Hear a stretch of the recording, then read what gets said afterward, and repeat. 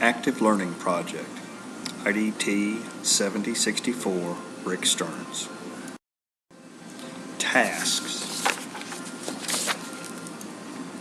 solve, compute, write, draw, create, compare, explain, present, define, share, find, show, read, contrast. This is a list of the kinds of tasks or assignments I've assigned to students or I've been taught to assign to students. How do the tasks relate to the theory of learning? The list I composed are action verbs.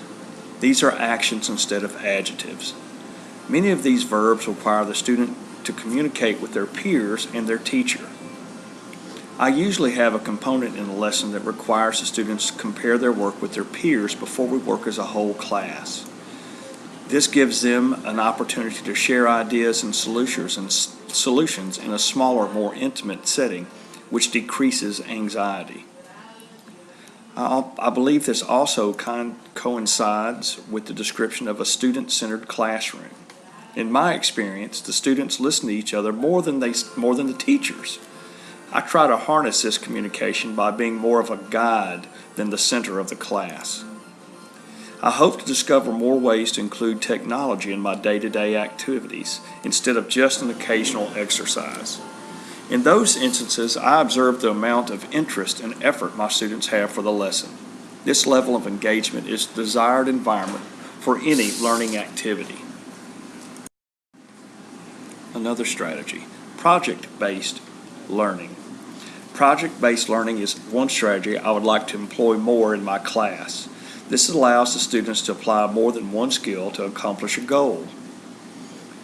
This can be combined with peer and collaborative efforts, which allows differentiation and a chance for students to show off their individual skills. It can help develop active listening and leadership skills in group activities.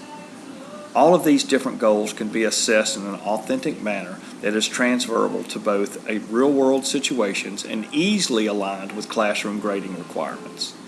This is another gateway into the use of technology in the classroom.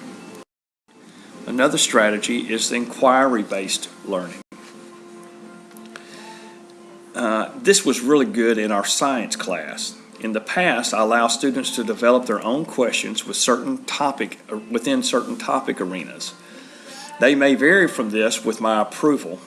I find it difficult to deny them a search if it is one they feel strongly about. The question they ask must be answered to the best of their ability. Their research is not limited to classroom text. They must share a certain amount of factual information they discover and share on their quest for the answers. The students can and often do present their findings to their peers using some form of technology. There have been countless presentations, both computer-based and web-based. The most exciting ones have involved movies with backgrounds, dancing, and music. Here are the references. Thank you for your time.